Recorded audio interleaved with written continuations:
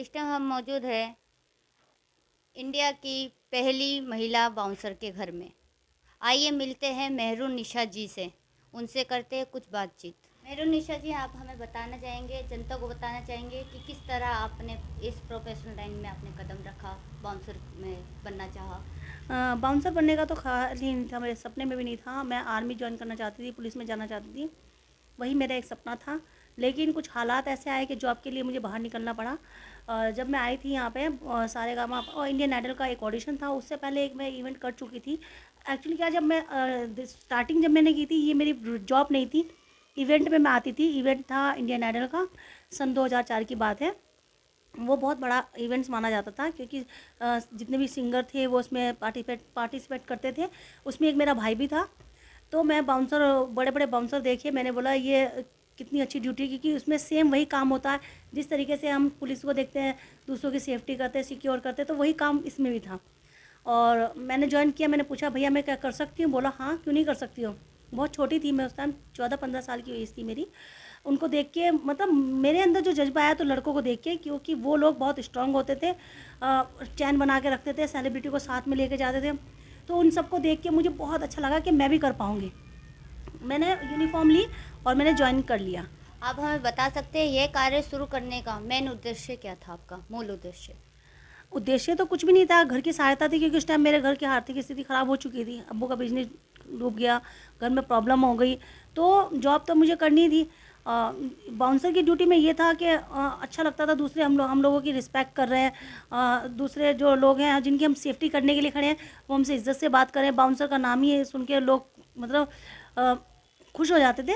और lady bouncer उस time नहीं थी, क्योंकि उस टाइम पे सिक्योरिटी गार्ड होती थी।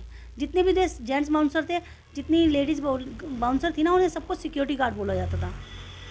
मैम, मुस्लिम समाज में होते हुए भी आपने सामाजिक, ये जो पारिवारिक सामाजिक से आपने कितना विरोध किया।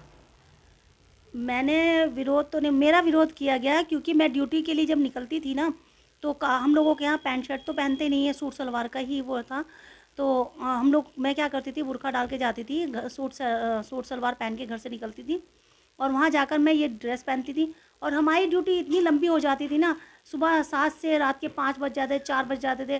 तो आस पड़ोस के लोग भी हमें बोलने लगते थे कि ये कौन सी ड्यूटी करने जा रही है, ये क्या काम है जो सुबह की गई रात तक। हम लोग कुछ जवाब नहीं देते, काफ़ी बार गुस्सा आ जाता था। तो बोलते थे चल के देखिए हम क्या ड्यूटी करने जा रहे हैं, घर में बैठकर बात करने से कोई फ़र्क नहीं पड़ता, चल के देखिए हम क्या ड्यूटी कर रहे हैं।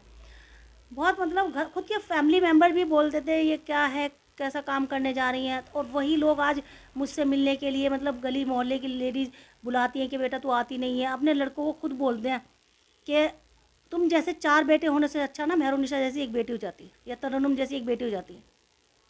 मैम, आपको परिवार का पूरा सहयोग मिला था। हाँ, मेरी अम्मी ने मेरा बहुत साथ दिया, अब्बू भी देते। लेकिन अब्बू का शुरू में डर ये था, क्योंकि देखिए मैं मुस्लिम समाज से हूँ, तो मेरे अब्बू एक मुस्लिम है। तो उनका ये था कि डर ये था अब्बू का कि कहीं लड़की के साथ गलत ना हो जाए। तो हमेशा वो बालकनी में खड़ा रहना, और जब तक हम ड्यूटी से नहीं आते थे बस सौ दिमाग में क्वेश्चन करना, फ़ोन पे फ़ोन करना, अब्बू का डर रहता था। लेकिन धीरे धीरे करके वो भी हम पे वो करने लगे भरोसा। और उनको मतलब विश्वास हो गया कि मेरी बेटी जब दूसरों को सिक्योर कर सकती है तो अपनी सिक्योर सेफ्टी क्यों नहीं कर सकती। तो वो भी हमारा सपोर्ट करने लगे। अब तक कोई नेशनल या इंटरनेशनल अवार्ड आपको कोई मिले हैं। नहीं, मुझे एक ही अवार्ड दिया है केजरीवाल जी ने, उनकी तरफ से मुझे एक अवार्ड से सम्मानित किया गया है। ये अवार्ड है,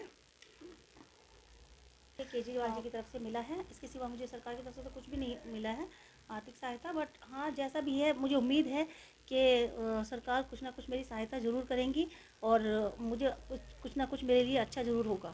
मुझे इतनी उम्मीद रखती हूँ मैं सरकार की जब तरफ आप से। कोई मेडल जीतती है, परिवार या समाज का कोई प्रतिक्रिया आपके दिखाई देती है आपको।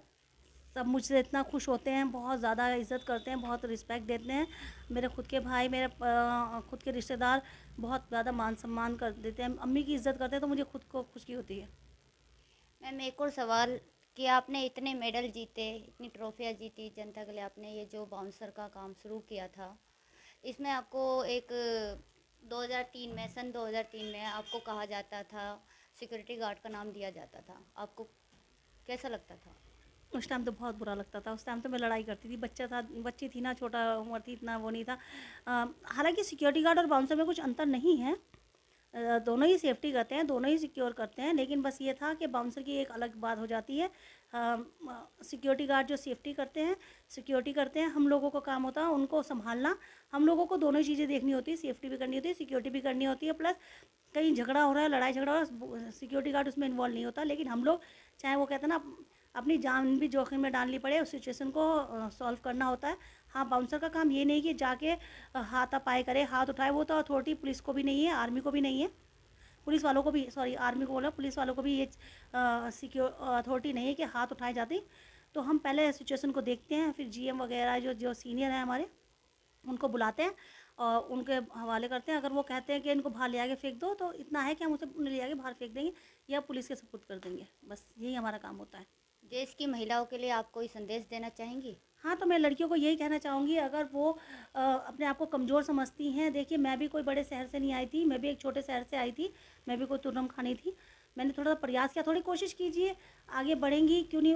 इतना बड़ा आसमान है खुला आपके लिए, आप थोड़ा-सा प्रयास कीजिए, क्योंकि मैंने भी थोड़ा प्रयास किया, थोड़ी-सी आवाज़ उठाई, आज मुझे इतना बड़ा खिताब हासिल हुआ। मुझे तो गर्व है अपने कि मैं एक लेडी बाउंसर हूँ। तो मैं उन लड़कियों से कहना चाहूँगी जो अपने बारे में सोचती हैं वो कुछ नहीं कर सकती, तो प्लीज़ थोड़ा-सा प्रयास कीजिए, माँ-बाप से थोड़ी ज़िद कीजिए। मेरी एक गलती रही है, मैंने सब इंस्पेक्टर का फॉर्म भरा, रीजनिंग में पास हुई, मैंने अब्बू अम्मी से ज़िद नहीं की। अगर मैं उस टाइम ज़िद कर जाती थोड़ी सी, क्योंकि माँ बाप ऐसे हैं जो अपनी औलाद के सामने उसकी हर ज़िद पूरी करने के लिए तैयार हो जाते हैं। तो अपने माँ बाप से ज़िद कीजिए। मैं ये नहीं कहूँगी कि गलत चीज़ के लिए, लेकिन अगर आपको लग रहा है कि आप जिस काम से आपके माँ बाप का मान सम्मान बढ़ सकता है, इज़्ज़त बढ़ सकती है, तो प्लीज़ हाथ जोड़ के विनती करूँगी कि अपने माँ बाप की इज़्ज़त बढ़ाने के लिए, आगे बढ़ने के लिए थोड़ी सी ज़िद कीजिए और आगे बढ़ने की कोशिश कीजिए। कोई भी काम नामुमकिन नहीं है। सरकार तरफ से आपको कोई आर्थिक सहायता? नहीं, मुझे अभी तक कोई सहायता नहीं मिली है, और लेकिन मैं उम्मीद करती हूँ कि आने वाले टाइम में सरकार मेरी ज़रूर सहायता करेंगी और उन लोगों की तरफ से मुझे कुछ ना कुछ तो मदद मिलेगी, उम्मीद करती हूँ। मैम, आपने एक ऑनलाइन क्लास भी खोली है बच्चों के लिए फ्री ऑफ कोर्स, उसके हाँ, बारे में आप कुछ मैंने बताएंगे? इसलिए खोला है क्योंकि ना मैं देखती हूँ ना, अब आजकल देखते हैं आप बच्चों के साथ कितना गलत हो रहा है, छोटी-छोटी लड़कियों के साथ कितना गलत हो रहा है। तो मैं चाहती हूँ कि ऑनलाइन क्लास में जो दे रही हूँ ना, मैं, मेरा उसमें कोई स्वार्थ नहीं है। मैं उन लड़कियों को सेफ्टी चाहती हूँ। हालाँकि मुझे काफ़ी बार बोल भी दिया जाता है कि हाँ, आप हमारे बच्चों को गुंडा बना रहे हो, मवाली बनाना चाहते हो, लड़ाई झगड़ा सिखाते हो, लेकिन मुझे कोई फ़र्क नहीं पड़ता। मैं उन छोटी बच्चियों के बारे में सोच के ऑनलाइन क्लासेस दे रही हूँ, सेल्फ डिफेंस की ट्रेनिंग दे रही हूँ, छोटे-छोटे से पॉइंट्स उन्हें सिखाती हूँ। अगर आपके bad good touch, bad touch, या आपके साथ कुछ भी प्रॉब्लम होती है, या कहीं से भी आपको कुछ हताश किया जाता है या कोई भी प्रॉब्लम किया जाता है, किस तरीके से आप वहाँ से निकल सकते हैं सिचुएशन से।